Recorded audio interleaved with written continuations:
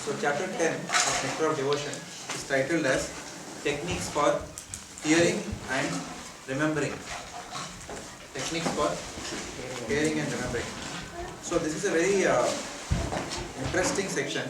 I would suggest that we will read the purport the way Krishna Prabhupada does, because there is quite a bit of good purport here. We will read that. So we will start by reading on hearing. So who wants to read? Hearing. The beginning of Krishna consciousness and devotional service is hearing, in Sanskrit called Shravanam. All people should be given the chance to come and join devotional parties so that they may hear. This hearing is very important for progressing in Krishna consciousness. When one links his ears to give oral reception to the transcendental vibrations, he can quickly become purified and cleansed in the heart. Lord Chaitanya has affirmed that this hearing is very important. It cleanses the heart of all the contaminated soul so that he becomes quickly qualified to enter into devotional service and understand Krishna consciousness. In the Garuda Purana, the stress on hearing is expressed very nicely. It is said there, the state of conditioned life in the material world is just like that of a man lying unconscious, having been bitten by a snake. This is because both such unconscious state can be ended by the sound of a mantra. When a man is snake bitten, he does not die immediately, but first becomes unconscious and remains in a comatose condition. Anyone who is in the material world is also sleeping, as he is ignorant of his actual self or his actual duty and his relationship with God. So materialistic life means that one is bitten by the snake of Maya, illusion, and thus without any Krishna consciousness is almost dead. Now, the so-called dead man bitten by a snake can be brought back to life by the chanting of some mantra. There are expert chanters of these mantras who can perform this feat. Similarly, one can be brought back into Krishna consciousness from the deadly unconscious state of material life by hearing of the Maha Mantra, Hare Krishna, Krishna Krishna, Hare Hare, Hare Rama, Rama Rama, Hare Hare. In the 4th canto of Srimad Bhagavatam, 29th chapter, verse 40, the importance of hearing of the pastimes of the Lord is stated by Sukadeva Goswami to Maharaj Parikshit. My dear king, one should stay at a place where the great acharyas, holy teachers, speak about the transcendental activities of the Lord, and one should give oral reception to the nectarian river flowing from the moon-like faces of such great personalities. If someone eagerly continues to hear such transcendental sounds, then certainly he will become freed from all material hunger, thirst, fear and lamentation, as well as illusions of material existence. Sri Chaitanya Mahaprabhu also recommended this process of hearing as means of self-realization in the present age of Kali. In this age, it is very difficult to follow thoroughly the regulative principles and studies of the Vedas, which were formerly recommended. However, if one gives oral reception to the sound vibrated by the great devotees and acharyas, that alone will give him relief from all material contamination. Therefore, it is a recommendation of Chaitanya Mahaprabhu that one should simply hear from authorities who are actually devotees of the Lord. Hearing from professional men will not help. If we hear from those who are actually self-realized, then the nectarian rivers, like those which are flowing on the moon planet, will flow into our ears. This is the metaphor used in the above verse. As stated in Bhagavad Gita, a materialistic person can give up his material hankerings only by becoming situated in Krishna consciousness. Unless one finds a superior engagement, he will not be able to give up his inferior engagement. In the material world, everyone is engaged in the illusory activities of the inferior energy, but when one is given the opportunity to relish the activities of the superior energy performed by Krishna, then he forgets all his lesser pleasures. When Krishna speaks on the battlefield of Kurukshetra, to the materialistic person, it appears that this is simply talk between two friends, but actually it is a river of nectar flowing down from the mouth of Sri Krishna. Arjuna gave oral reception to such vibrations and thus he became freed from all illusions of material problems. In the 12th canto of Srimad Bhagavatam, 3rd chapter, verse 15, it is stated, a person who desires unalloyed devotional service to the Lord Krishna, who is praised by transcendental sound vibrations, should always hear about his glorification and transcendental qualities. This will surely kill all kinds of inauspiciousness in the heart. What are the points?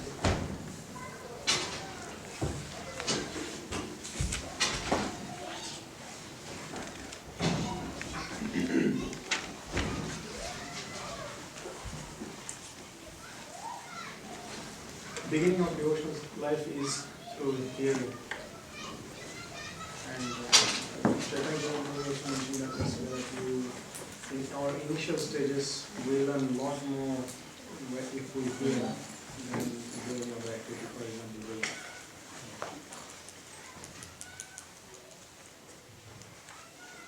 We don't have books, so we can share with them.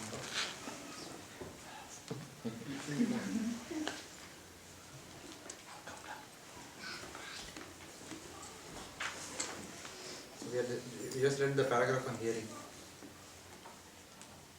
Okay, anything else? Conditioned soul is like a sleeping soul, like a snake bitten person which is unconscious, and by chanting of mantra it can be awakened to simply by chanting Hare Krishna mantra. Soul can be.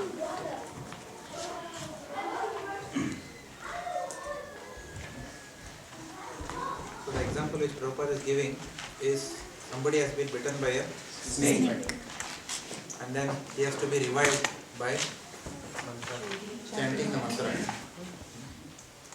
In my family we had one person who had disabilities. My father's grandfather, he had disabilities. He was a Narasimha worshipper, very ardent Narasimha worshipper. My father has actually seen this person. They bring the dead person, or unconscious person, and he'll bring that person out. Just by mantra, the snake bite, he'll cure. He has done it many times.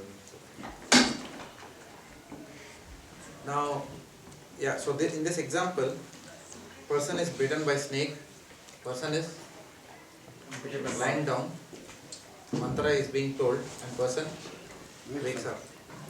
But for all of us, how many times are we bitten by snake? Every morning. All the time. So by the time we become conscious, we are again bitten and become unconscious. Our consciousness, our Krishna consciousness, honestly, if we take a stock of our Krishna consciousness, how many hours does it last in a day? Okay, let's check. 24 hours a day we have. How many hours we sleep? 8 hours. 10. 6. Okay, let's take 8 hours. It's realistic. 8 hours. And then brushing teeth, bathroom, toilet, eating. How many hours? 2 hours. 2 hours. 10 hours gone. In office, how many hours? 1 hour. All meals, all 3 times. Meals, 3 times. everything in 1 hour. By bathing, everything. 2 hours. 10 hours. 10. And then how many hours we are in office? Now, how many times commuting, coming to and fro office, only commuting? 1 hour. 1 hour. How many gone now? Where are we? 11 gone. How many hours in office? 13. 9 hours, 20 hours gone. 7.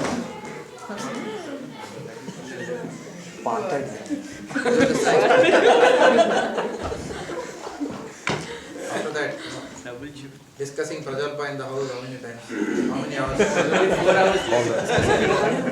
Or discussing financial planning, negative gearing, payment of bills, washing clothes, ironing clothes, washing utensils, vacuum cleaner, Fighting. huh? Fighting. Fighting.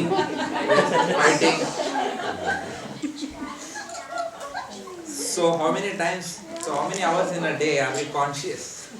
0. Krishna. Yeah, maybe sometime. Technically 0. We can talk about 2 hours chanting.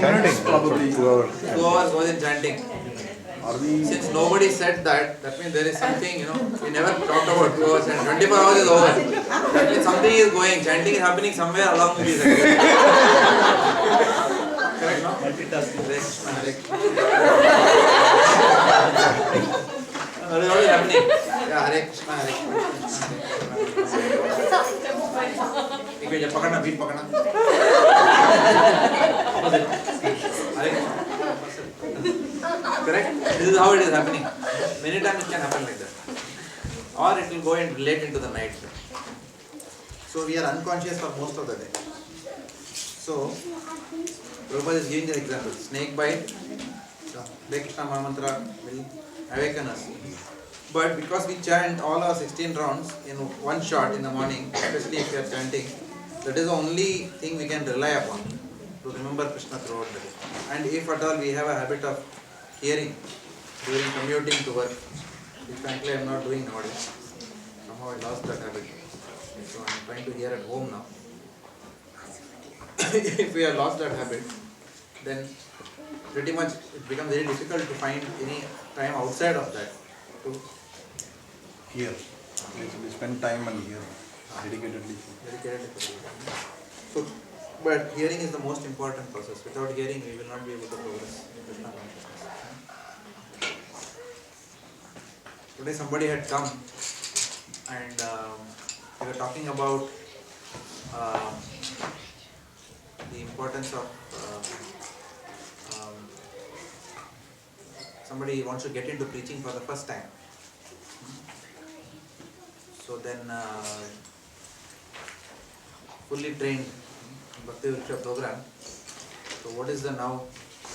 The person was asking what to do, what to speak. After many times it happens. After 3 years, 4 years of a Bhaktivedanta program, you come out, and then when you are said, okay, thrown into the water, said that now you have to start program. 10 people have come and sitting in front of you. Imagine that situation. People have come to your house. You have been made to sit on the Vyasasana. You have to talk. Not one day, 1 week, 2 weeks. But you have to cultivate them. How much time does it take to cultivate someone? 3 years. To bring them slowly from Bimare to the stage of how can I now preach?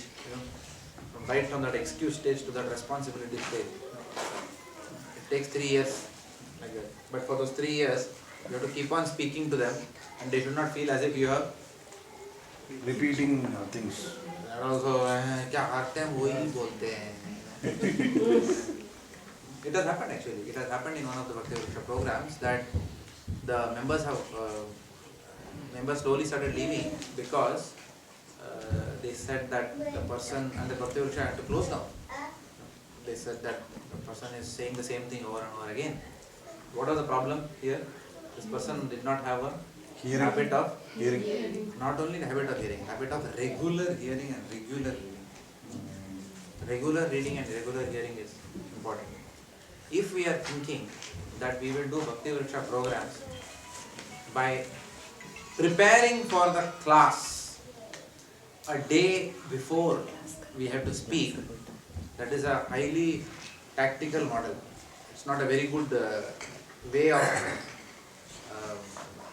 we can probably give a class, but real ability will come only when we hear regularly. Because we should have so much information in our head to give, to share with people. So much of examples from here, there, so much of experience drawn out. This Prabhu said that in that class, that in this context, that was told, in that context, that was told. Prabhupada said this when he was in Los Angeles. So much arsenal that only when we have the regular habit of reading and hearing, will we be able to reach a stage wherein actually you don't need to prepare. You can say, okay, Prabhu ji lecture देना कितना बजे 1 घंटे में, okay, ठीक है, चलो, done. Or you just see the material and as you read, you can go on explaining what's going on. But it requires regularity. It will not come just like that. Therefore, it is important to regularly study the Srimad Bhagavatam. And how do we regularly study the Srimad Bhagavatam or Bhagavad Gita? How do we regularly study?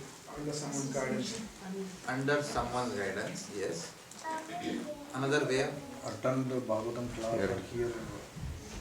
Yes. Okay, attend Bhagavatam class. Okay. How do we prepare ourselves? Huh? By joining a course. Why? What does the course compel you to do? Huh? Exams. Exams. Yes. Unless there are exams, we are rascals. Correct. We will not study. How many of you studied and came? Chapter 8. Pretty much. I will be surprised if someone raises their hand. Right? If I would have told tomorrow is an exam on chapter 9 of the Nectar of Devotion, how many of you would have studied? Pretty much. Still there are no. At least few of you would have studied. Correct? Right? Many people would have said, Prabhu, time ही नहीं है, थोड़ी short notice. Even, so unless there are exams, we will not do it. So unless we force ourselves into a course, and then we will not study.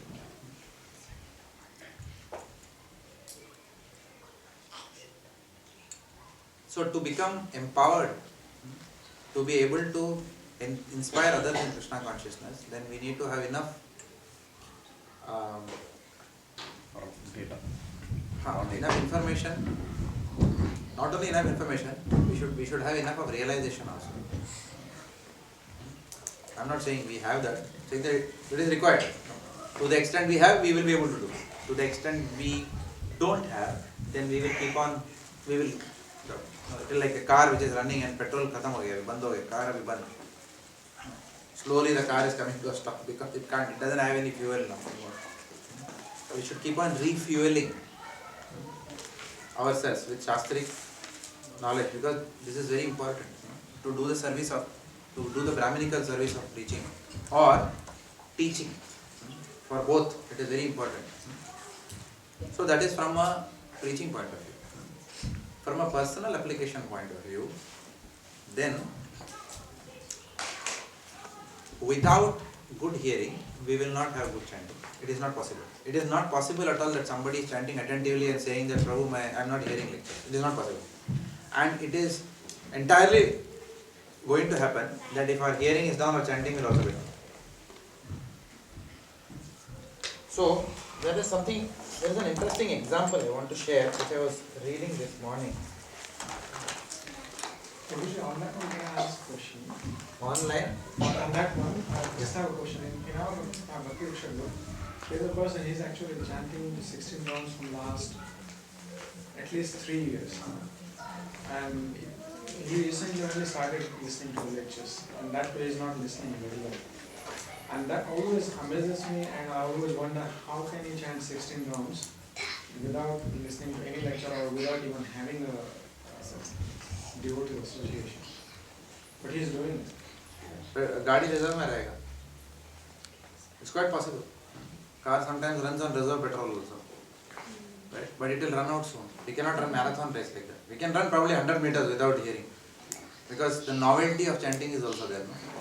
But chanting is eternal. Whole lifetime of chanting we have to do. It's not 1 year, 2 years, 3 years. So what carries us year after year, throughout his lifetime, is regular hearing. Give him a chair. I don't know why these people come. Maybe you should tell them to come on time. Wife comes here. You can't say wife not well because she is India. Okay, so there is an interesting example I was meditating on from Chaitanya Charan Prabhu's book. This morning I was studying some one of his books. He gives a nice example. The question, I don't know how many of you read this. This is called some barriers. What are some of the small books? Not at PK, OMG and not even leadership skills. Idol worship or idol? No, not even idol worship. Spiritual Huh? Okay, one person at a time. No.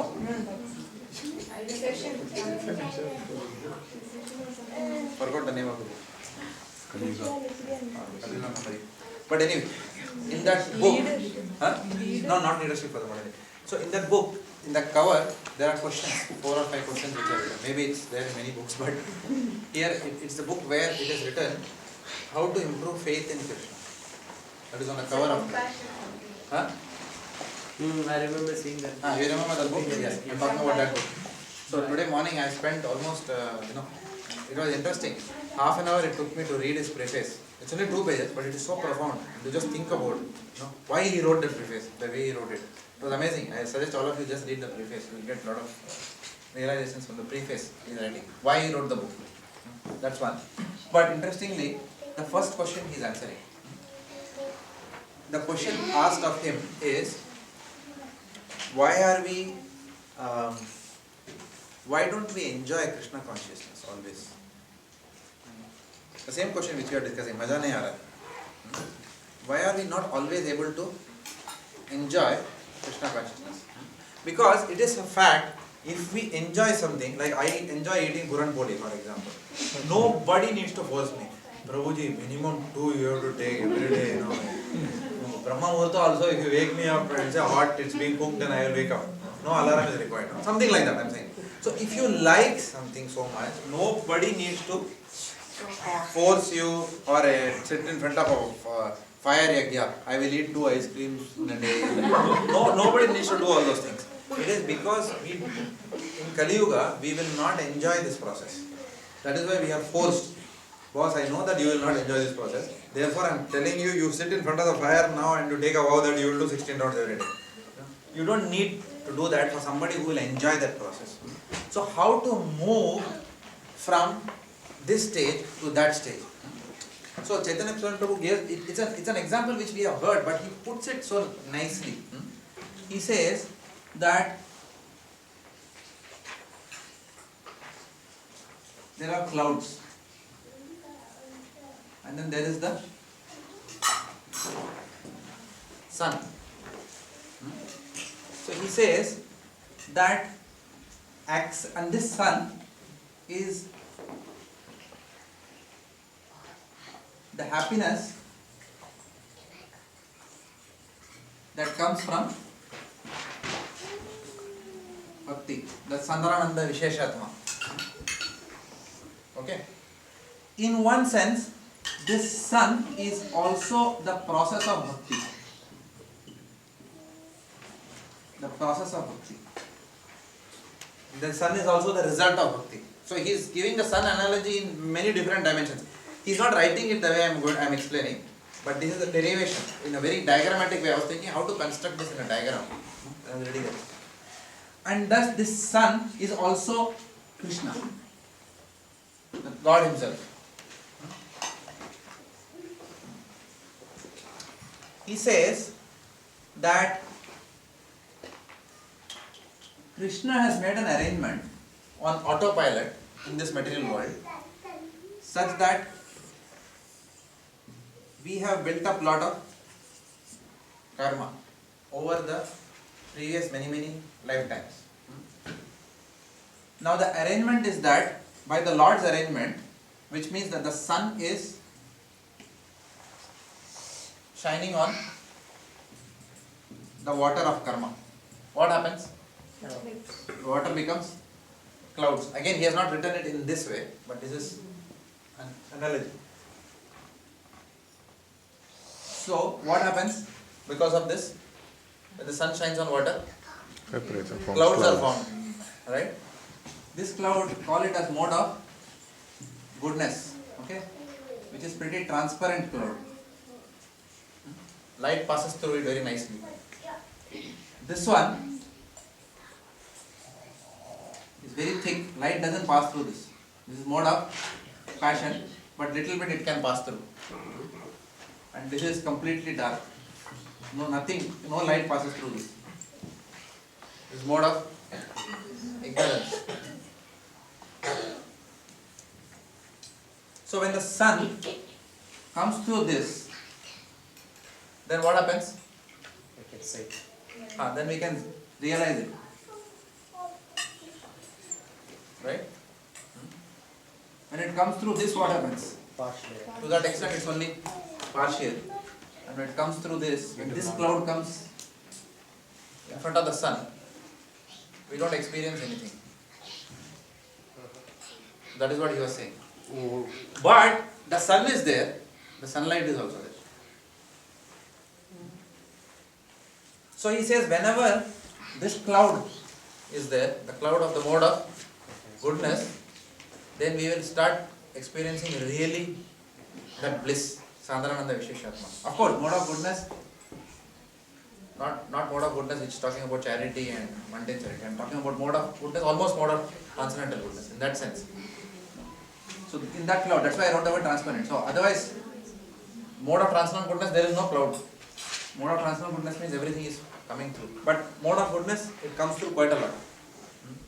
But most of the time in the day, we are not in mode of goodness.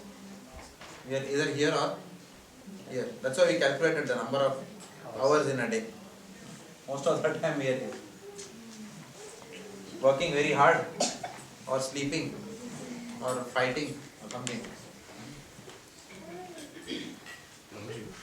So he says that happiness we can derive when we are directly connected to this. Obviously the question comes, and when we derive that happiness which is coming from this, then we enjoy the process. Here, we think that the process is fake. Here we don't enjoy the process that much. Here we say that the process doesn't work only. Because we are not having any access to that Sandrananda Visheshatma. So we are thinking that there is no sun. Here, it's coming partly, but it's not coming enough so that I am enjoying. Here it is coming through full, transparent cloud, mode of goodness. I am enjoying the whole process. Obviously the question is for all of us, Prabhuji, but we are not in this cloud. Most of the time we are here or in this cloud. So as if that, has this question come to your mind? So he reads, as a writer, he reads that, because that came to my mind, immediately he is answering that question. Okay, but what to do when you are here? Maza to aana chahiye. He says, when you enjoy a process, you will automatically do. When you don't enjoy the process, still do. And then he says, because it is not only about the cloud blocking. Don't only lament that the cloud is blocking. Try to remove the cloud itself. So then he refers to that verse. What is that verse? Agham dhunvanti katsanyana nihara vivapasara. What is that? Kechit kevalaya bhaktya vasudeva parayana agham dhunvanti katsanyana nihara vivapasara. Because that process, what will happen, even if you do it without enjoyment, slowly that process is clearing, the sun is dissipating that cloud. So mode of ignorance itna bada rahega, at least the size, mass will come down a little bit. So something will start flowing through. Like that. So I thought it was a nice explanation. Now, what gives you that incentive to do this is hearing. Because hearing is the only motivator for us to do something. We will not do anything unless we have heard something that motivates to do that thing. Otherwise we will not do that thing. So if we hear lectures on attentive chanting, then only we will chant attentively. If we hear lectures on hearing, then only we will hear. Does it make sense? Yes. That is also there. But for that there is no. Prabhuji, how do I get lectures which talk about the importance of hearing to be able to hear? No. You can't go many levels beyond it. You have to simply hear, that's it. So therefore this hearing process is at the root of our enjoyment in Krishna consciousness. Because time is passing by. Days are going, months are going, years are going, death is coming. So if we better start enjoying the process of Krishna consciousness very fast. That should be our goal. And we should do whatever it is to, whatever inhibitors are there that prevent us from enjoying Krishna consciousness, we have to seriously think about those things. So as soon as I was reading this, I started meditating for some time. Why I am not enjoying Krishna consciousness? So one of the reasons in my own life I am thinking is because of envy. Envy prevents us from enjoying the bliss of Krishna consciousness. Envy prevents us. And this envy can come in various forms. Of course, there are so many other things. Lust, anger, greed. So I was just meditating and suddenly something told, I just realized that I have envy in my heart. So I am not able to enjoy it. So that means then, and then Prabhu has also mentioned that by doing this, by regularly praying to the Lord, fervently praying to the Lord while chanting, by continuous pleas, then He will help you remove those clouds. So the envy of cloud is there. Sorry, cloud of envy is there right now. Because where does envy come from? Yes, nowadays we are doing that section only in the temple, in Srimad Bhagavatam class. 2 days back, Nila had given a class, Bhagavatam class in the morning. So she had spoken about that. That her verse said that there are 10 types of creation which are there, out of which 6 are gross, 6 are sarga and 4 are visarga. Anyone heard that? You heard that class? Okay. Yeah. So 6 are sarga and 4 are visarga. Out of one of the items of sarga is the 5 types of illusion, which includes envy, pride, greed. That is one type of creation, sarga. It has been created actually by the interaction of the modes of material nature. All these qualities we have. So then we have to work on those qualities. So it is, Chaitanya Charita Prabhu gives a methodology that when those clouds are blocking you, you are not enjoying, still continue doing the process without fail. And that is why he said regulative principles are given. Because we don't enjoy, therefore we need regulative principles. So we force ourselves.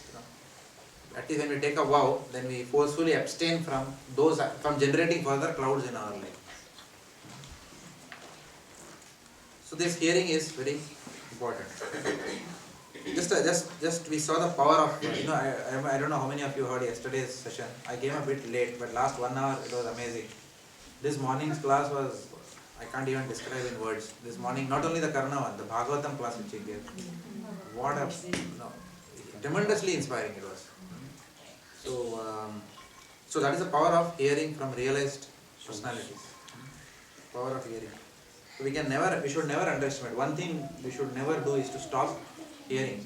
In one sense, if we stop chanting, it is less of a danger. But if we stop hearing, then we have no hope. If we stop chanting, as long as we are hearing, we will hear at least that we should chant. But if we stop hearing, then we are finished. Right? So in many places, Srimad Bhagavatam Prabhupada has written, hearing is more important than chanting. Yes, sir. That is only because chanting is the most important. In one sense. So let's go on and read further. Any other points here in the hearing section? Or any of your realizations?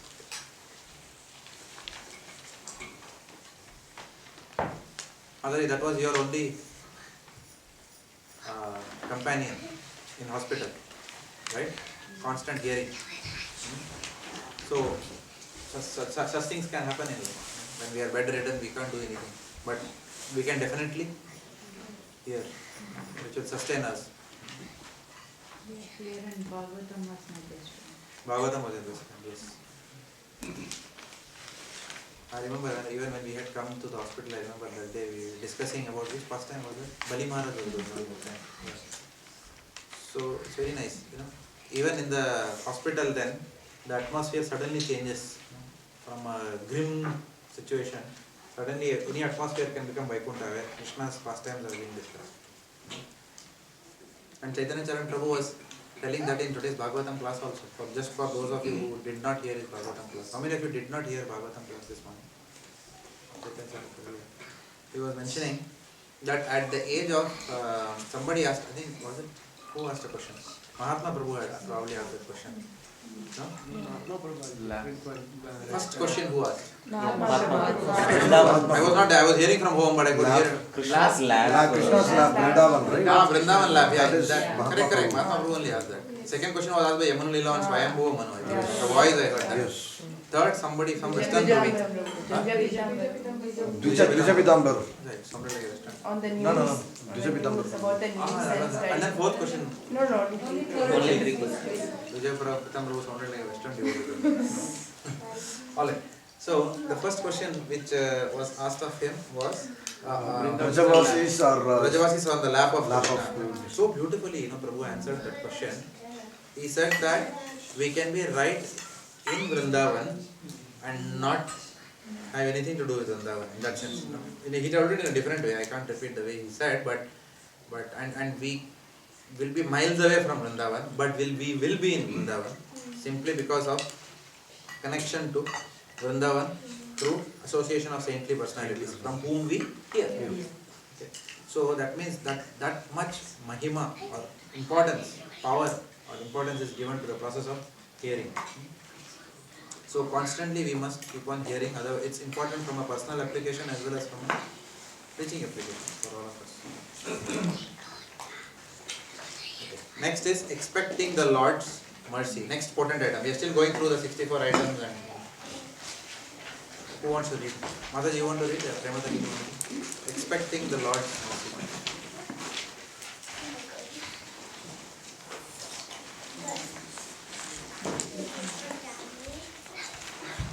In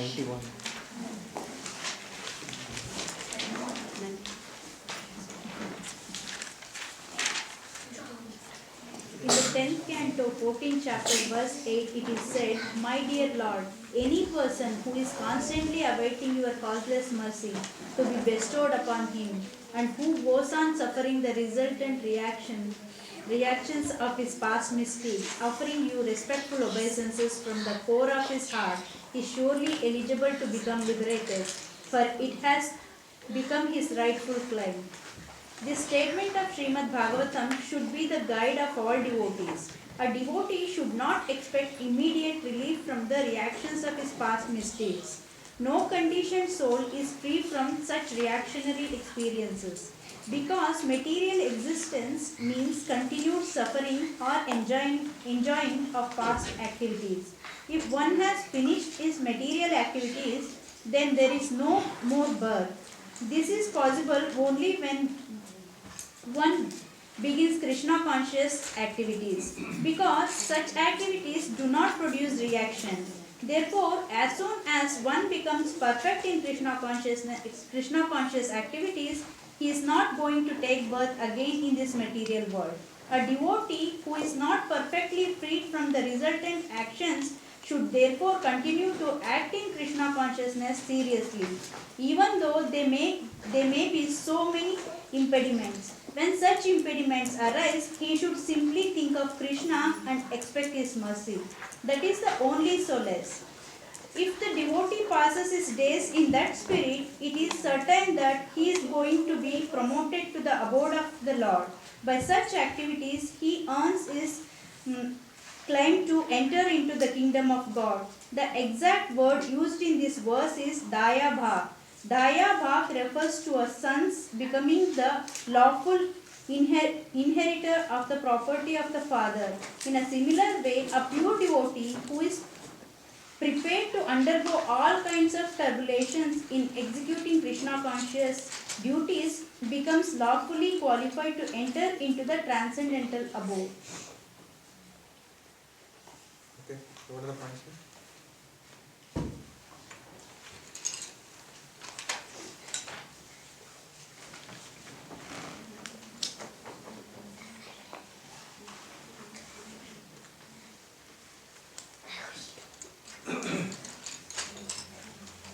Devotee should not expect to mitigate his karma immediately once he starts pulsing or talking. It takes its own time. We should tolerate whatever he has to face because of the karma, and at the same time he should depend on the Lord's mercy, and then he becomes the rightful inherit into Lord's mercy. And then,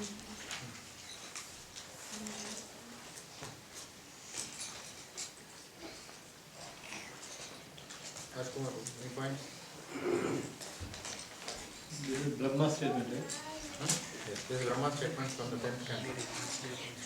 We go on tolerating in spite of the miseries that come, and then keep focusing on technical activities.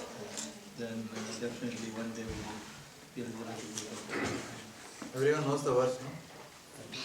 Anyone who doesn't know this verse? Everyone knows, everyone is PhD in this verse. Satyenu prampam, sushmikshamam. Nice verse to buy heart. Punjan eva atma kattam vitam. It reminds me of a spiritual verse. That's a very good example. That's what Jayapataka Swami Maharaj, one of the best examples of this. A living teacher for all of us in this matter. Exemplary in this. Even in the hospital, his consciousness only how I can give or how I can receive. So, very, very elevated consciousness. So, yeah. So Prabhupada is writing here that we should expect the Lord's mercy. Expect in one sense means await the Lord's mercy. Not, we discussed this in somewhere in the earlier class also when we were doing Bhagavad Gita. Not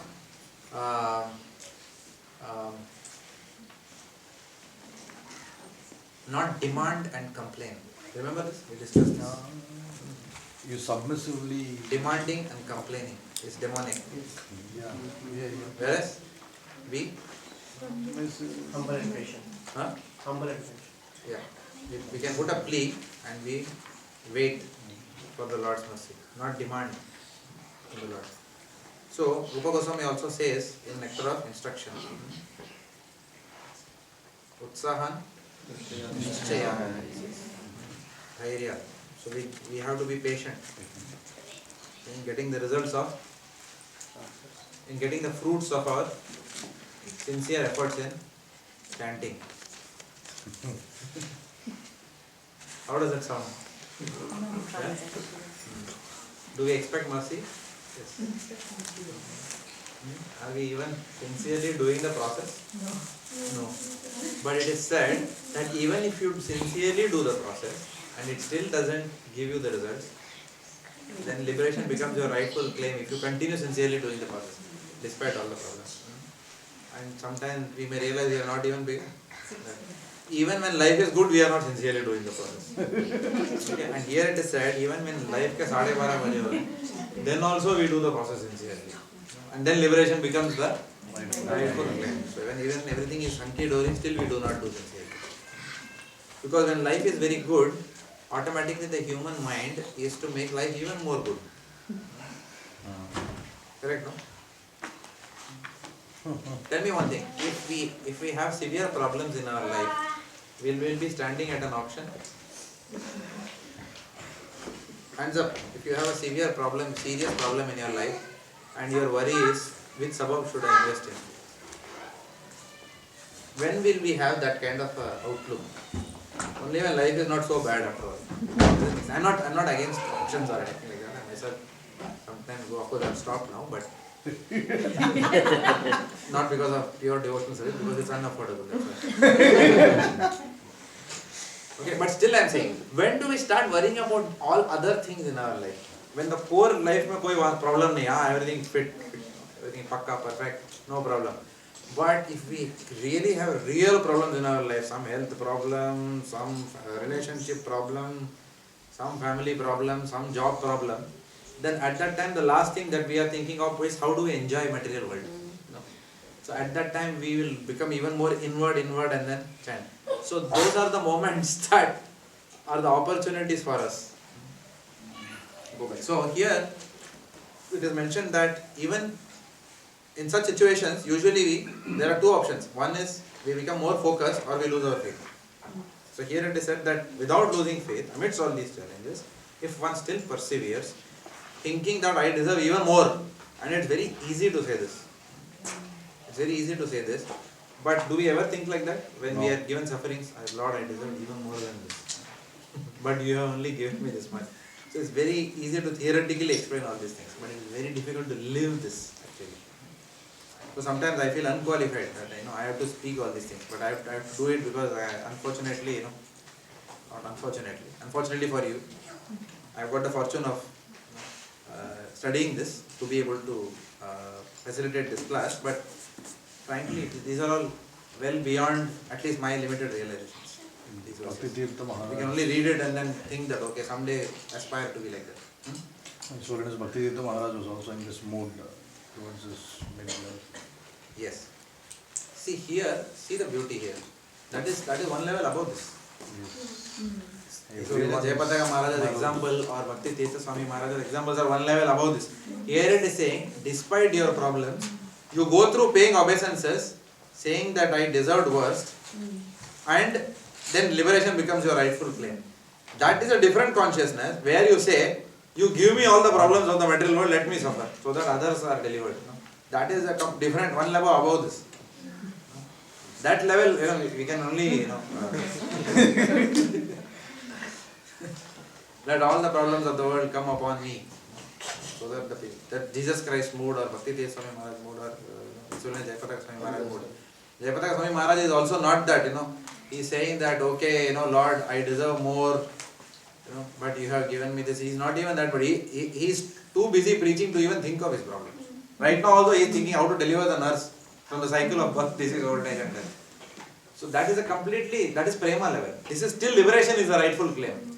But their prema is your rightful claim, in one sense. Of course, I am inventing this statement. But obviously you understand what I mean.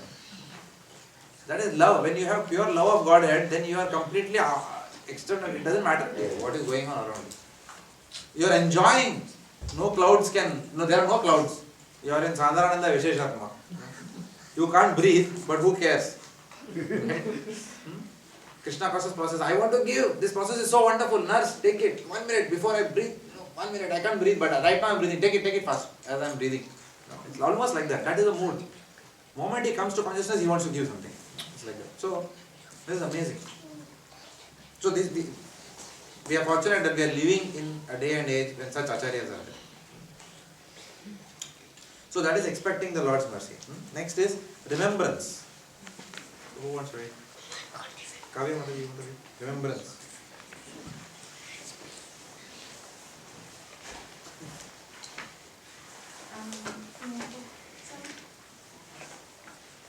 Two phones and one book for you. Someday or other, if someone establishes in his mind his continuous relationship with Krishna, this relationship is called remembrance. About this remembrance, there is a nice statement in the Vishnu Purana where it is said, simply by remembering the Supreme Personality of Godhead, all living entities become eligible for all kinds of auspiciousness. Therefore, let me always remember the Lord who is unborn and eternal. In the Padma Purana, the same remembrance is explained as follows. Let me offer my respectful obeisances unto the Supreme Lord Krishna, because if someone remembers him, either at the time of death or during the span of life, he becomes free from all sinful reactions. What are the points here? Remembering of the Lord is the most Remembering of the Lord is the most auspicious. It brings all auspiciousness and Again, it stresses the point of hearing and Ante Narayana Smriti, which is a lifetime process, and during the end of their life, they'll reach. So remembrance is not just during the death; it is throughout the life, which will beget the other things as well. Somehow or other we have to find out our relationship with Krishna, because then that will help us remember. We can remember only things which we know. Can we remember something which we don't know? No. So first we should develop knowledge. Then only remembrance of knowledge will come. Chaitanya Prabhu was explaining this yesterday if I'm not wrong. Actually, everything Same in thing. connection. Knowledge, develop knowledge to remember. Didn't hear that class. So we can only remember what we know. Therefore, cultivation of knowledge is important. If I don't know the pastimes of the Lord, how can I remember that at the time of death? Isn't it? What will I remember at the time of death? So that is why the 10th canto of Srimad Bhagavatam is considered the most important of all cantos. Because remembrance only remembrance will generate the mood. At the time of leaving the body, what mood will we have is a big question. And we have seen many cases of devotees. Bhaktivedanta Swami Maharaj, also when he left his body, what is the mood? The mood was one of constant remembrance of the Lord. Constant remembrance of the Lord. So, that constant remembrance of the Lord will not come unless we have practiced remembrance of the Lord when we are healthy. If we have not practiced that, then it will not come to us at the time of death. And we cannot remember when we are healthy unless we read and hear when we are healthy. Because then there will be nothing to remember. So therefore, after studying the 9 cantos of Srimad Bhagavatam, then one is advised by Srila Prabhupada to study the 10th canto of Srimad Bhagavatam. See, even when, for example, I remember that few years back when one person was leaving his body in our congregation, then what were we reading to that book person? Krishna book. When someone leaves body, which one do we read? Krishna. We will not read, I understand so many other, for example, you may not go to him and talk about the 10 obstacles to devotional service as explained by Madhurya Kadamini. Person is going to leave now. So what does he need right now? All those things we need for our sadhana. But when you are going to leave the body, when there is not time, then smaranam is what is important. Okay. But if we have the pastimes, if we have lived that pastime and if we are living that pastime daily, then death will be just another day in living those pastimes. So again, that same thing is connected to hearing, reading constantly. That is important. Otherwise, we cannot have smarana if we don't have shravana. So, remembrance of the Lord is also required during chanting, not only during the time of death. But if our chanting itself is very similar to that state of death,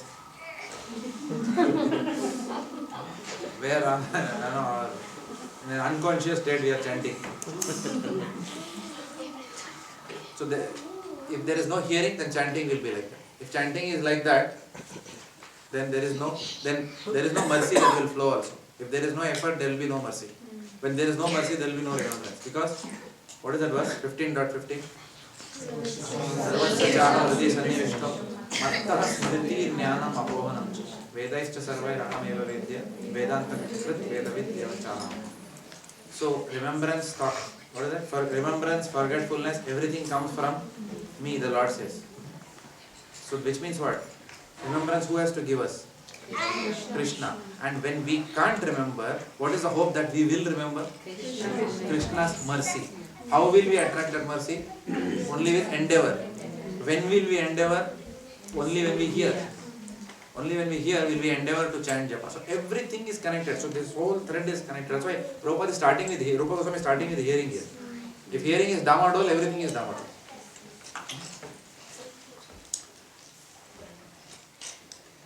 Then comes meditation.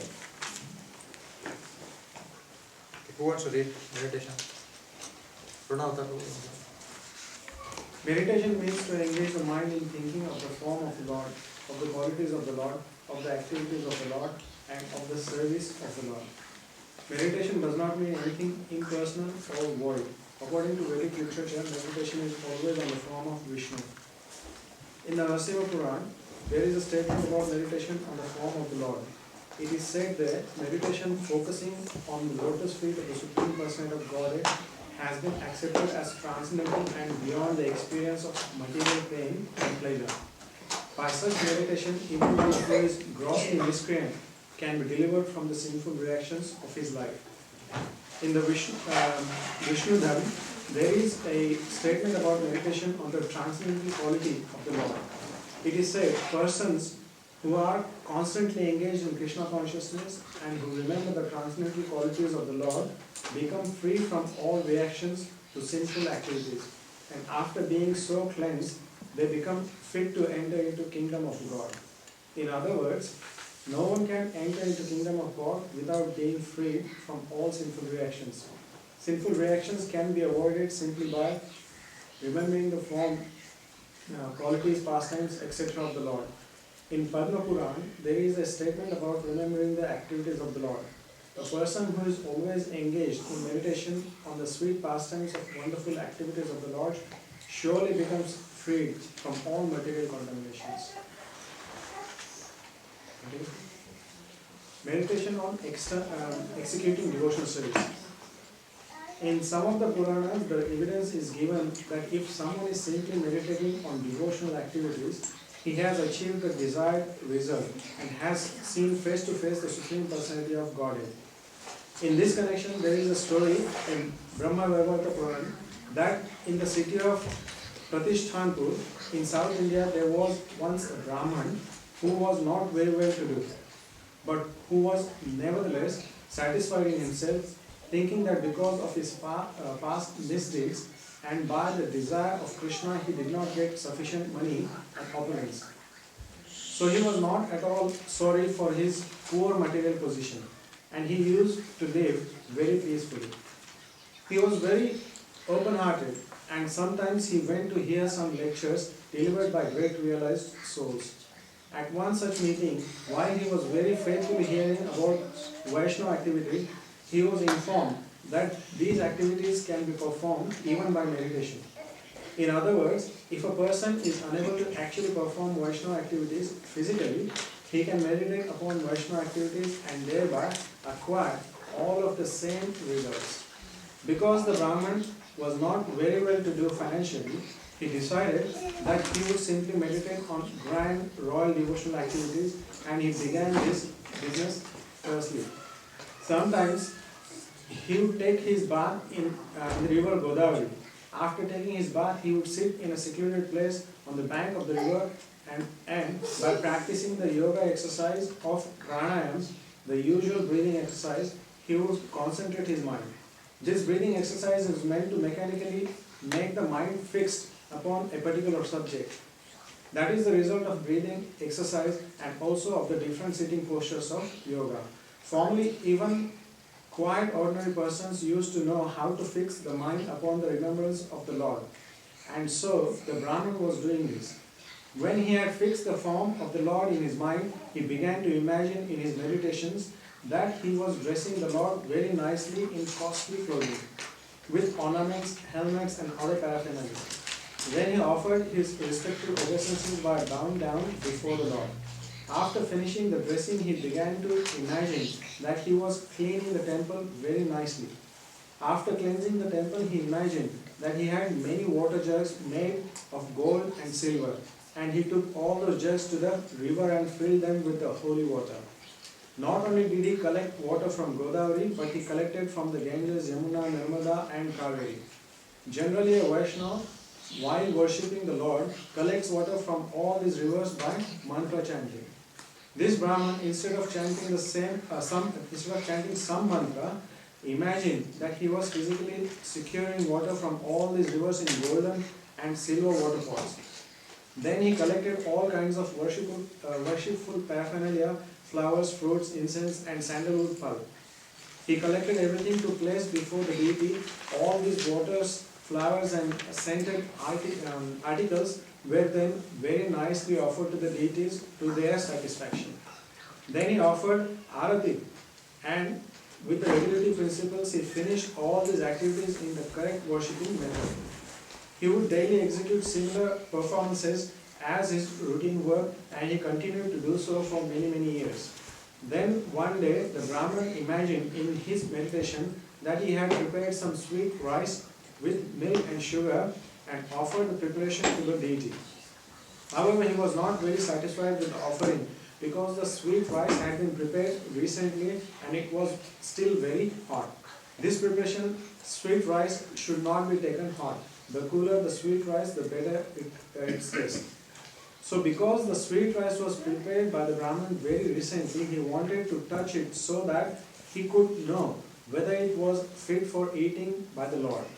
As soon as he touched the sweet rice pot with his finger, he immediately was burned by the heat of the pot. In this way, his meditation broke. Now, when he looked at his finger, he saw that it was burned. And he was wondering in astonishment how this could have happened. Because he was simply meditating on touching the hot sweet rice, he never thought that his finger would actually become burned. While he was thinking like this, in Vaikuntha, Lord Narayan, seated with the goddess of fortune Lakshmi, began to smile humorously. On seeing the smile of the Lord, all the goddesses of fortune who were attending the Lord became very curious and asked Lord Narayan why he was smiling. The Lord, however, did not reply to their inquisitiveness, but instead immediately sent for the Brahman. An airplane sent from Vaikuntha immediately brought the Brahman into Lord Narayan's presence. When the Brahman was thus present before the Lord and the goddess of fortune, the Lord explained the whole story. The Brahman was then fortunate enough to get an eternal place in Vaikuntha, in the association of the Lord and his Lakshmis. This shows how the Lord is all-pervading, in spite of his being locally situated in his abode.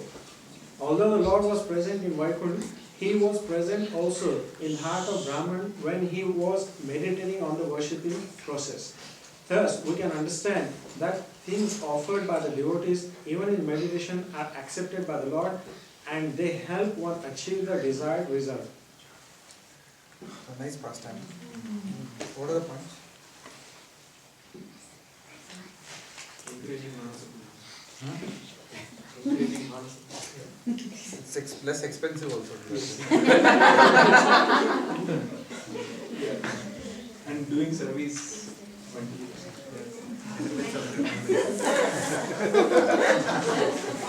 mentally. Mentally we can give donations.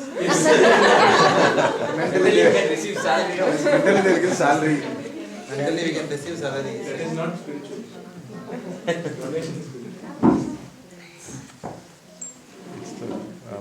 It's the mood and the sincerity that is more important than the gross elements that are required. And if one just masters his mind, that is good enough for him to go back. We don't need anything more. So to surrender, faith and surrender is required for meditation, not just one meditating very sarcastically or ordinary. Here Brahmana, first thing here also we get some emphasis on hearing is that he heard from the Brahmanas and then he had faith in that. So like we hear so many things, instructions, but we not that really, but once he heard, then he had such a faith that he started doing it. So, like that. One should also worship according to your own capacity. In this case, the Brahman was poor and he couldn't afford all these things, but we can afford. So we should also worship according to our capacity. Sister here. So yesterday Chaitanya Charan Prabhu was mentioning Because this sorry, 1 minute, I'll just mention this point before I forget. So once I was asking in Japan when I was there, then it was Janmashtami. So my Siksha Guru was there at that time, when Krishna Prabhu. So I asked him a question, how much donation should we give for Janmashtami? So he says, Krishna does not see what you gave, he may see what you held back. Okay. So which means, what could you have given and what is it that you are holding back and why are you holding that back?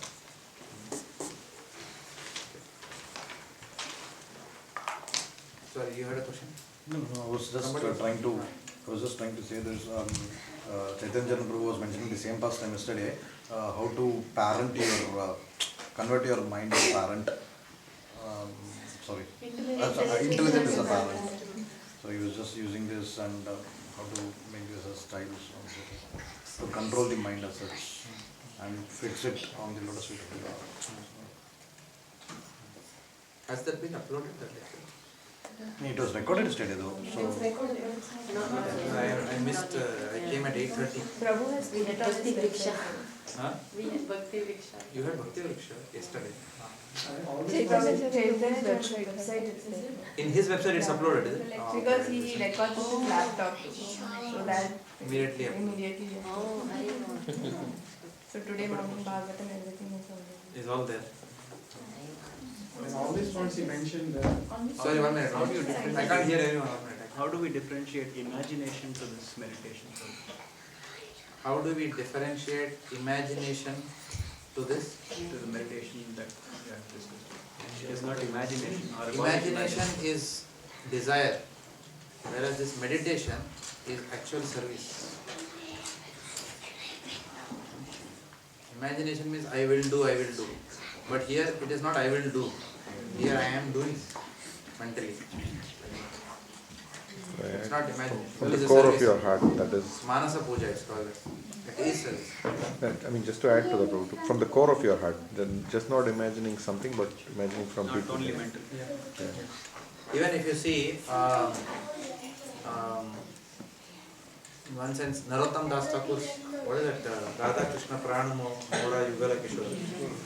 Which is that verse? Karpura Tambuli. Gantiya Malatir Mala. Viva Donhara Gale. He says that I'll prepare this, Chuya, Tambula. He's writing in a poem that I know you are swinging on a swing and I am preparing this, I want to give you this. This is the mood of Acharyas. You can see that. Even in Rupa Goswami's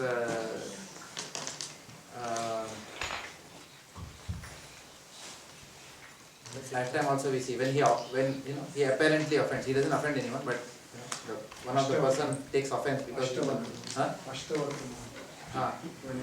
person who is having a deformed body, he smiled. So Rupa Goswami was in meditation. He was already in the pastimes of the Lord at that time when he smiles in the pastime. We see that. Yet another pastime is Raghunath Das Thakur. That's what Raghunath Das Goswami. You know about the pastime in Radhakund? Raghunath Das Goswami Maharaj, Mahashay, he used to give regular classes on the banks of Radhakund. And then that is where Krishna Das Kaviraj Goswami, an old man who was almost 94 at that time, he used to sit and hear those classes of Raghunath Das Goswami, and the notes of those classes are what is called as Chaitanya Charitamrita, which is available to us today. Okay? So Raghunath Das Goswami is speaking this Chaitanya Charitamrita. So obviously every day in Radhakund people used to come and hear. But one day he did not turn up for the class. It was unusual. And what was Raghunath Das Goswami's diet? Chance. Full of buttermilk. Buttermilk a day. And still he used to say, enjoying my senses. I can't even live with one buttermilk a day in Nirjale.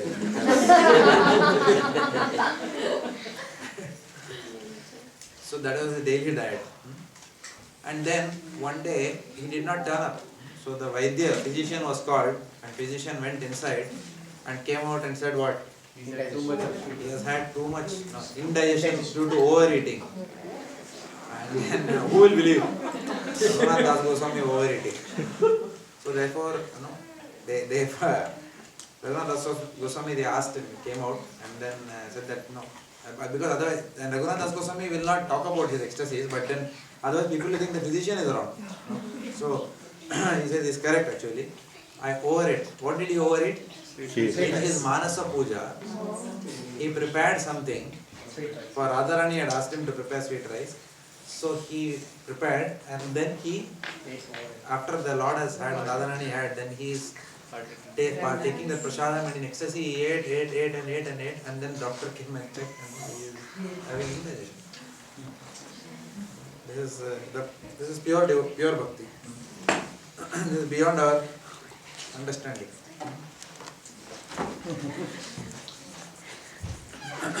Of course, the one commonality between me and Bhagavad Das Goswami is there.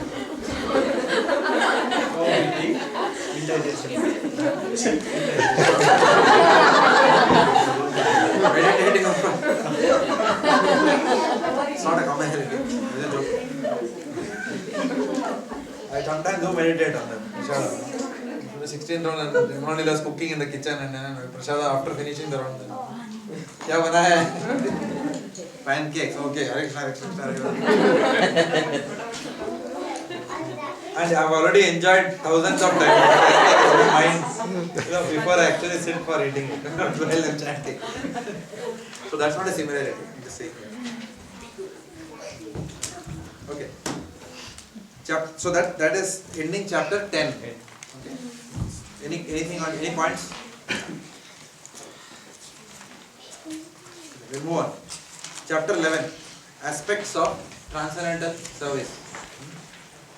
So the first aspect is called as servitorship. Who wants to read?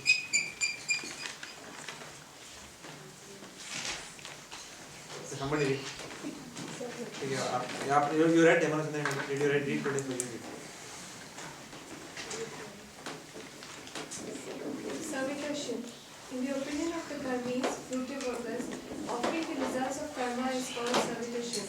But according to Vaishnava-acharyas like Rupa Goswami, servitorship means constant engagement in some kind of service to the Lord. In the Skanda Purana, it is said that those who are attached to ritualistic activities, the 4 orders of social life and the 4 orders of spiritual life are considered devotees. But when devotees are actually engaged in offering service to the Lord, Sorry, Madhuri. Continue. but when devotees are actually engaged in offering service to the Lord directly, these must be Bhagavatas or pure devotees. Those who are engaged in fruitive activities or prescribed duties according to the 4 orders of social and spiritual life are not actually pure devotees. But still, because they are offering the result to the Lord, they are accepted as devotees. When one has no such desire but acts spontaneously out of love of God, such a person must be accepted as a pure devotee. The conditioned souls who have come into contact with the material world are all more or less desirous of lording it over material nature. The system of Varnashrama and the prescribed duties under this system are so designed that the conditioned soul may enjoy in the material world according to his desire for sense gratification, and at the same time gradually become elevated to spiritual understanding.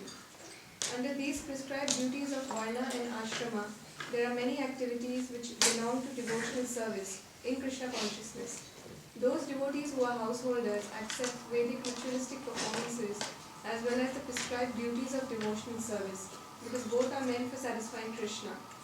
When householder devotees perform some Vedic ritualistic duties, they do so to satisfy Krishna.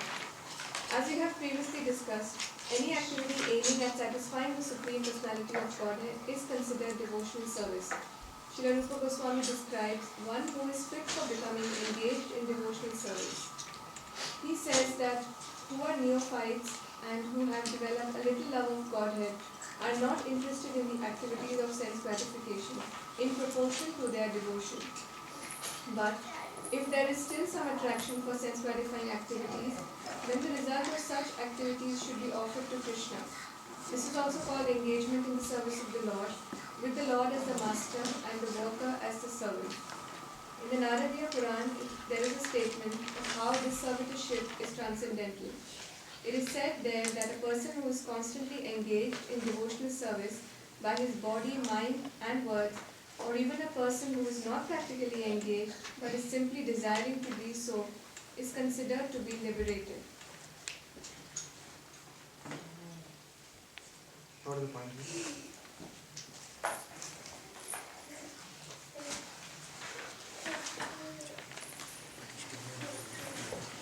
I like the last paragraph. I like the last paragraph. Even consider, that's fine. Okay. You can consider. The concession. But I think this is the prescription that Prabhupada has given to us. Engaging the grahasthas like me, myself, so engaging the practical aspects and senses activities towards the Krishna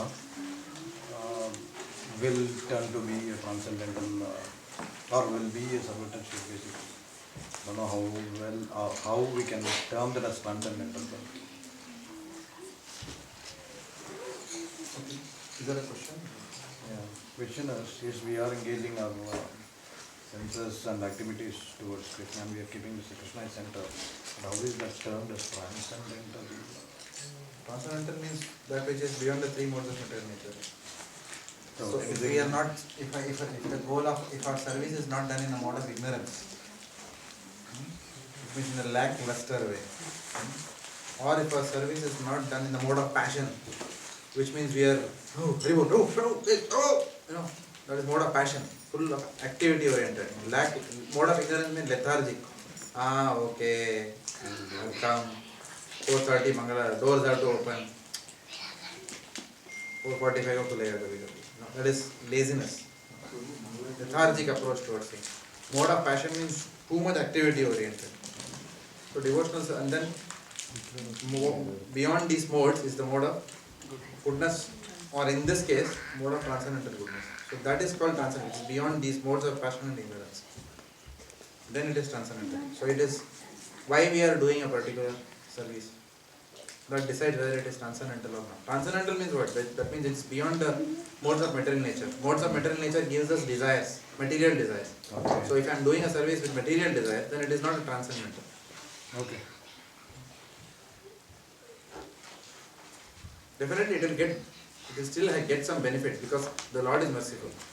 So He will still accept it because in some way we may end up still pleasing Him. Okay. But the intention is not to please. If that is the case, then In one sense, if you see pure devotional service, we remember, go back to the basics. Favorable intent must be there. favorable intent. Yeah. So it's not that we don't have favorable intent, but we have favorable intent, but we also want little bit for ourselves. It's not bad that Krishna is also happy and I also get recognized. Win-win situation. Both. Our consciousness is like that many times when we do a service. I'm doing it. I want to please the Lord, but उसमें भी 4 पैसे मुझे मिल गए तो क्या problem? And we term it as transcendental. And we can term it as transcendental. That is what I am not quite convinced. It is transcendental or it is not transcendental, that the Lord is deciding. Okay. We cannot decide that. To the extent it is transcendental, it is transcendental. To the extent it is not, it is not. Okay. So here is talking about servitorship. This is where most of the problems happen in our lives. We all say you are useless servant, you are aspiring servant, you are insignificant servant, and we write mail. But really, do we want to be servant of people who we write to? Prabhuji, I am sorry that I am too busy right now. I will not be able to do this. Prabhu, I really request you to give it to somebody else, your servant. You are insignificant servant. Right? So it is like that. So we don't mean that when we say your servant, your servant. We say, okay, das. Servitorship is a big thing. It can happen. Many times it happens. When some sannyasi comes, or some great personality comes, then a cooking roster is made. Servant means what? Be prepared to serve any time. In whichever roster we are put, we thank eternally that I have been put in this roster. I am getting a chance to serve. उसको वो क्यों दिया? उसको मेरे को ये नहीं दिया. You gave that person that slot. You didn't give me this slot. What is this going on? So this is what? This is not the mood of servitorship. Like we were discussing this. That how should we not think like that? Whenever things are not the way that we think it should be. Does it make sense? So that is not a mood of servitorship at all. And that is not what the Lord is going to enjoy. At the end of the day, we sometimes may forget why we are doing service. When we get too entangled in the intricacies of roster and whatever, who is doing what. Because, and once, I don't know who said this, that for a servant there is no anxiety in this world. If we want to serve, who is going to stop us? Nobody is going to stop us. If we want to take position of servant in the true sense of it, koi bolega kya? No, I am very envious of you because you are servant. No. Envy only comes when we try to master in our service. We are saying servant but we want to be master. Our intention is, when we will become miserable, only when our intention is anya abhilasha. Something else is there. We want to serve, but we also want something else other than that service, or we want some benefits out of that service also. Thoda bahut chahiye bhi humko. We want to serve in some prime slot, something like that. Does that make sense? We are just discussing this. So is it because of the conditioned nature of and how should we It's because of envy it comes. It comes because of envy. And because I was meditating on that aspect this morning, then I could bring that point to the discussion when we were discussing this. Because freshly it was in the morning after reading Chaitanya Charan Prabhu's book. It is envy. It is envy because of which we don't become servants. Why should I subordinate to this bloke? Or why should I subordinate because this person is my peer? सबको subordinate करते बैठेगा तो गया काम से मैं. It is almost like that. Our mind is telling us like that. Who all should I become servant of? That means everybody will just come and just they'll tell me, Prabhu, you do every time. Am I just something available for everyone to use me whenever they want and not ignore me as per their desire? But actually, servitorship is a very big word. We write our servant, our user servant. It's very difficult to be a servant. It is only by the Lord's mercy that we can develop the mood of servitorship. It is not possible. Actually, Prabhupada writes in the paragraph he said, elevated to the position of a servant. Elevated to the position of servant, yeah. Correct. So who will elevate us? Only the Lord will elevate us. When will He elevate us? Only when we desire to be a servant. Our problem is we don't even desire to be a servant. Prabhupada says, simply desiring to be so. Do we sincerely desire to be a servant? Okay. Okay, do an exercise. Close your eyes for a minute. Okay, all of us will close our eyes. Think of that devotee who irritates you the most. Matlab, you don't want to see that devotee. एक तो आया रहेगा mind में 100%. Now go and serve him. Think about it. That will test है envy या नहीं है. If you have got one name in your brain, no, that means envy. If you are struggling, कोई भी नहीं आ रहा है. That means you are in the spiritual world. I can't think of one person also. कौन है? Who is that person with whom Vanda is there? Lamada is there? कौन है? Nobody? Krishna. But there are 50 people are standing. This person, what the इसको फिर भी मैं I will look at his face. I'll serve him if Maharaj instructs. This one, even Guru Maharaj comes and tells Maharaj, it's not this person. So बड़ा word है. Servitorship is a big word. So we don't even desire. No? So now think, can we go tomorrow and pray to the Lord, whichever this person came to your mind, no, just now. Tomorrow go to Radha Vallabha and pray that Lord, I somehow desire that you make me His servant. Can we desire? Can we put a prayer like that? Will you actually do it? Or something will happen. हो जाएगा तो? What if the Lord answers? What if He answers my prayers? What will happen to the envy, ego which I have preserved so carefully within my heart? No, I will not desire. I am not going to pray to the Lord. I will become His servant. Like that. So we don't desire. That's the problem. So even when, so somebody said, when we were reading, desiring that theek hai. Desiring ही भी problem है. What to speak of service? Desiring में अपना problem है. Half the time. So it's not easy. Even desiring to be, sometimes we write an aspiring servant. Are we aspiring? And we sometimes have to write these emails to devotees who we don't like. You are aspiring servant. You are useless servant. You are servant. Hoping to serve you. Karna bhi. So in that case, should we write them? Huh? So what should we do? We are useless servant. Actually, I used to write "You are useless servant" before. I learned it from my mentor in Canada, Toronto. He used to write, Rupananda Prabhu. He used to write, useless servant, useless servant. So I also used to write useless servant. And then one day I realized I should not write it because I really don't feel like that. I actually don't feel useless. So and I stopped writing it. I actually don't even feel I am servant.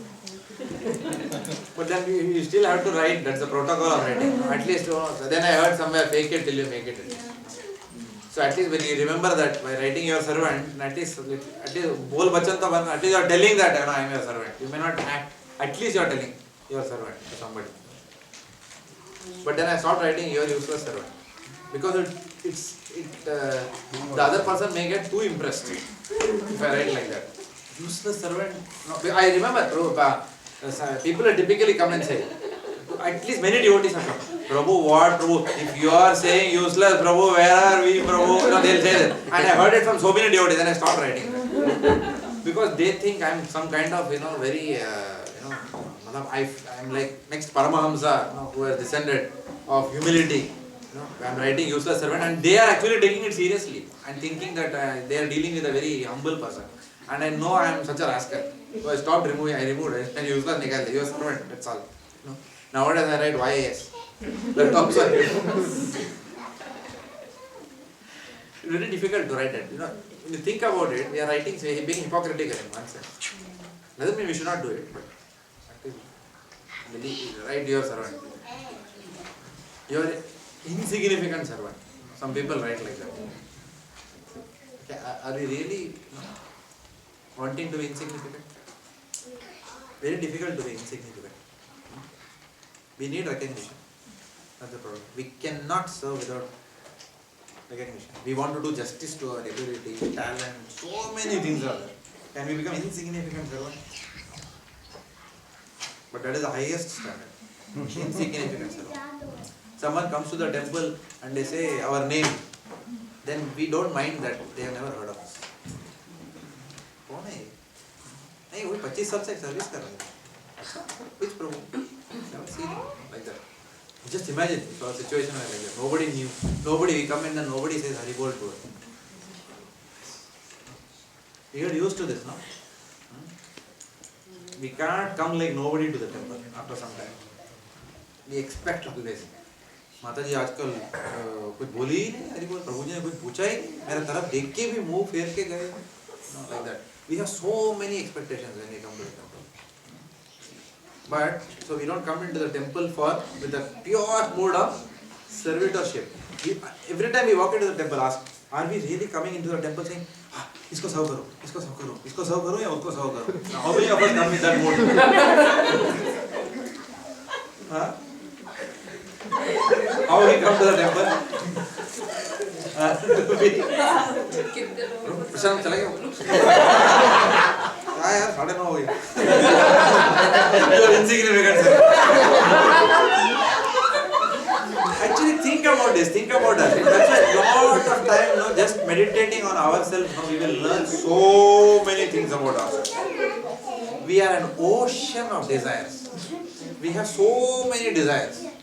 In bhakti, other than service.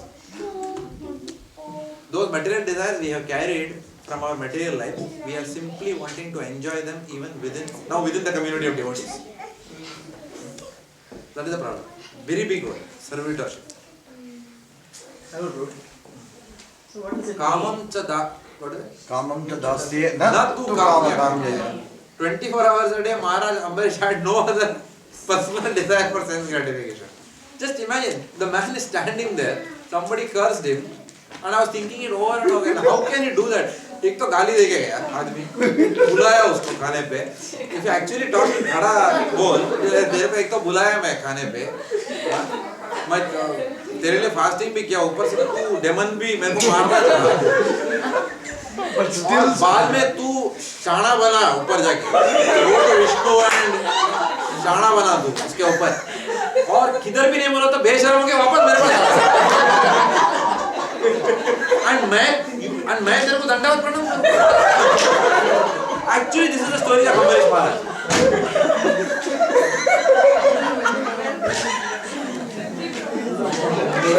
Kamam chudam. That's why when I was reading that verse, I was thinking, बाप रे, kamam चदास्य न तू कामे कामे. ये बहुत बड़ा platform है. सोच के बाहर है. Beyond conception, this kind of thing. Beyond conception. Servitorship. Rewrite your servitor. What is the question? You can take the person out of Bombay, but Bombay cannot be taken out of the person. That is your conclusion. Okay. You had a question? Your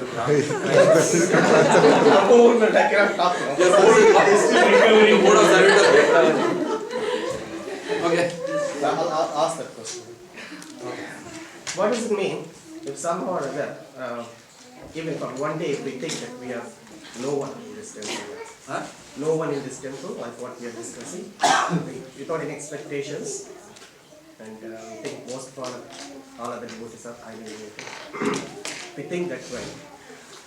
Does it mean something? Even one day, for any chance? Sorry, I very sorry. Prabhu, I can't concentrate. Yeah. I have to really hear you properly. What is the question? Somehow or other, the general tendency what we discussed, what we explained so far, but even for a day, like if you think that you are really nobody in this temple, and without any expectations, and you think everybody else is really highly related devotee, what does it look like? What does it mean like?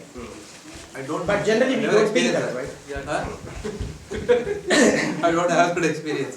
But you can just imagine, now, for example, okay, let's simulate that situation. For example, this temple is there. None of, only, let's say, I am taking your example because you asked the question. I am also not there in the temple, nobody is there here. Somebody tells you, ये मंदिर में कौन कौन रहता है? जैसे ये मंदिर में रूम नंबर 1 में जयप्रकाश स्वामी महाराज रहते हैं, रूम नंबर 2 में वेदव्यास प्रिय महाराज रहते हैं, रूम नंबर 3 में Radhanath Maharaj is there, room number 4 Kadamkaran Maharaj is there, room number 5 Devamrita Swami is there, room number 6 is there, room number 7 Prabhu is there. That's all this temple are. All these people are here in this room. Now in which mode you will come to the temple? Expecting Maharaj to tell Haribol to you? That's what it's. Just simulating that thinking. You know? So why we come with expectation is largely because of peers and juniors. Because juniors will always lift us. Prabhuji! Like that. Okay. And with peers we can have a good time. Like that. At least, share something. Now I'm not saying it's wrong. But sometimes we will get used to that because it's the juniors who will carry the buckets. So if all these personalities were in the temple and then prasadam has to be carried, you will not say, oh, Maharaj, jara haath dena. Or then you will not ask, prasadam has not gone, Maharaj. You will not ask. Because why? Why? Everybody is senior to me. So it is verily the presence of peers and juniors which has spoiled us in one sense. Does it make sense? Which has removed the servitorship of. Correct? So in consciousness, servitorship therefore is in the consciousness. In our consciousness it is firmly entrenched that we are servant of all Maharajas. But it is still not entrenched that we could be servant of our peers and a servant of our juniors. It is not there in our consciousness, therefore it will not come. It will not come. Because we still think that some people are juniors to us. A servant will never think that somebody is junior to him. So it's a very big thing. Servitorship is everything is there in that thing, in that one thing called a servitorship. So if you're able to think so, that means there is some kind of realization within you, or there's a sign of progress that will happen in the future. So servitorship will, I'm nowhere near, I'm not qualified to speak on this verse, but I'm thinking that servitorship therefore will only come when we appreciate other devotees, not compete with other devotees. When we really appreciate other devotees and feel that they are doing more than what we are doing, then there is a chance that still we can get envy also. He is doing more than I am doing. क्या प्रभु सब service? हाँ, आप पता है जन्माष्टमी में सबका सामने when पूरा crowd is standing to pour that thing on the shaligram, only that Prabhu is invited every time in the front of everyone. I am given some afternoon deity service on Tuesday afternoon when nobody comes to the temple. You understand this cycle, this thing? Yeah, mind can think like that. Mind can think like that. So servitorship will only come when the service itself is giving happiness. नहीं तो नहीं आएगा. When cooking for XYZ Maharaj, when the sheer activity of cooking for that Maharaj is giving me service, so much happiness that I am not worried whether मेरे को morning roster दिया या afternoon roster दिया या evening roster दिया, or I didn't get a chance to cook, or I am not on the roster, but I am being asked to serve somebody who is on the roster, who will go and actually put the prashadam in the plate of Maharaj, and then Maharaj will ask, thank you very much, very nice prashadam. But Maharaj, I was there. I did.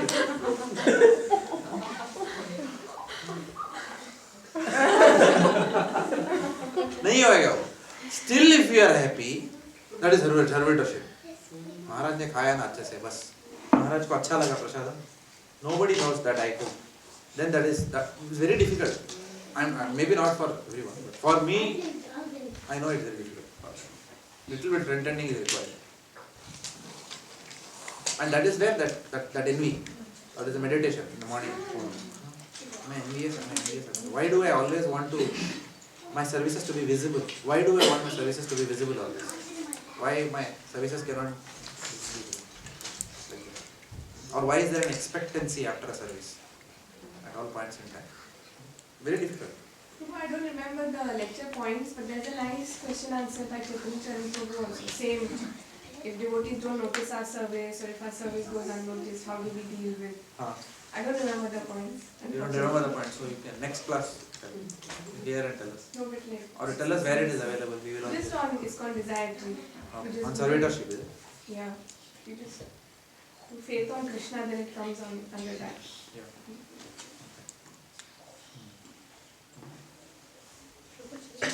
Can I ask a question?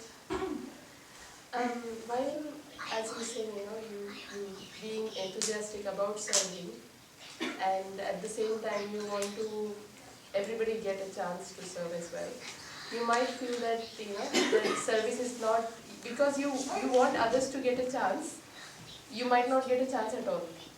This may happen. But you are serving the others by giving them a chance to serve. You are still serving. Okay. Are we happy in that service? The answer is only two, yes or no. Isn't it? See, that is why it is said, we have said earlier also, the servant is very dear to the Lord, but the servant of the servant is even more dearer to the Lord. So, if you are foregoing a service so that somebody else can do that service, and we are happy having foregone for the sake of the Lord's pleasure, then the Lord is even more pleased with us than the person who actually serves. Because one, he is bhavagrahi, he knows we want to serve. Next is, we have subordinated service to the Lord for service to the devotee. So that is even more plus point. But somehow we think, ultimately khana to maine nahi banaya na. But the Lord doesn't think like us. Because we think that the Lord thinks like us. So therefore we have problems. Many times it's what that person thinks about you. It's mainly like that. Yeah. That they might feel when you're conversing कि इसको ही नहीं service चाहिए तो मैं क्या करूँ? That is also possible, yeah. And then your enthusiasm is like, Acha, I don't want to give this message, but this is what is happening. So therefore, it is not about what others think. At the end of the day, it is about what Lord thinks. So, and Lord knows as Paramatma what was our desire. So He knows that very clearly inside our heart. There are no two ways of that. One Mataji is cooking lunch at dinner, like at least 4 items will be cooked. It can be shared among 4 Matajis. Problem solved. Like I used to get service and I used to distribute like one lunch and 5-6 people are cooking. Everybody gets. But again, the question is whose name is coming on that? That who cooked? Iska naam hai ultimately after me. That can trouble the mind. That can trouble the mind. Trust me, it can trouble the mind. Ultimately, 4 लोग ने बनाया, but roster में एक ही का नाम आएगा ना. And these things can become, these expectations, some devotees may be immune to this, but we cannot expect all devotees are immune to this. Some people need, trust me, some people need recognition. And it is not wrong. Because it is not wrong if we are open, saying that yes, I want that recognition to sustain. It's not wrong, as long as we are open. It's not wrong, but it is not Uttama Bhakti. Still it is okay. Serving with material desires, it's called Sakama Bhakti. Sakama Bhakti kar karke Nishkama Bhakti mein jayenge. Prabhuji, in Melbourne I never understood why we are so hell-bent on feeding prasad to Maharajas. They are Maharajas, they don't even want different varieties of items. Good question. Why were we struggling so hard amongst devotees? Why were we so hell-bent on That feeding is the Maharajas? conversation I was having this. Can you repeat the question? Why is everyone hell-bent on serving Maharajas? तुमको इतना ही cooking करना है तो ये temple में बहुत opportunity है cooking करने की. There is so many other services. Exactly. In fact, only focus on prasad. The maximum servants are available when are there who have to put the prasadam in the plate of Maharaj, who have to pour the drink in the cup of Maharaj. For that, most servants are available. So servant of servant means, then that, one good example I always see the Jagannath Vallabh. Oh, Gata kon ho gobi. Nobody saw him. He cut the vegetables in the backyard. He has thrown it and he has walked out from the backyard itself. He didn't even walk through this part. That is actually servant of servant. There is no desire. When have we seen Jagannath Vallabh Prabhu stand in queue for talking to some Maharaj? Prabhu, ek minute, Maharaj is personal Prabhu. Have you ever seen him? Personal? Never. And I am seeing him since years. He sits there in that corner, he cuts, he goes. Never having any desire to even come in the forefront. I will be the coordinator. No? Never. So actually, we think that many times we think that the most prominent devotees will go back to Godhead. But no, the most insignificant servants will go back to Godhead first. Yes, if the prominent devotee internally is feeling insignificant, he will also go back. But it is the insignificance of a devotee which will make him go back to Godhead, not the prominence of a devotee that will make that person go back to Godhead. We sometimes think, all the prominent devotees will go. No, it's not like that. Just a point to, one thing I realized basically is after looking at senior devotees, basically the more senior they become, the more humble they become. And when they become, I was thinking about the Guru Maharaj, that once he had to actually, there were 2,000 people in Pune class, so after everyone went, he went and watched the toilets and everything. So basically what they try to do is they take the humble position in order to actually bring themselves, even though he may have been giving the class, thousands of people are listening to him, everyone is applauding, but he actually took that position to go and clean the toilets with his own clothes. So that's what the Guru Maharaj says, if you are not humble, you will be humble. So that's what, the more senior you become, the less humble or the more humble position you have to go. And that's the key to actually advancing in Krishna consciousness.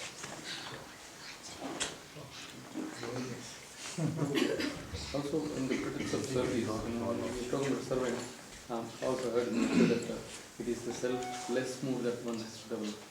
Because most of the time during the service, we'll be in a mode of selfish, means what wins for me. That's why you say, if you mention about the recognition, I want to serve. So the true service is the one with the selflessness.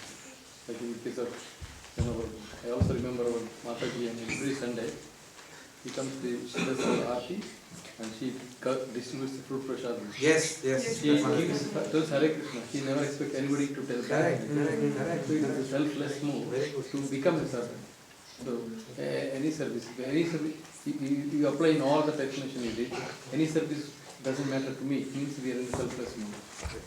If we are selfish mode, then we want only one type of service. I want to be a friend. I want all that.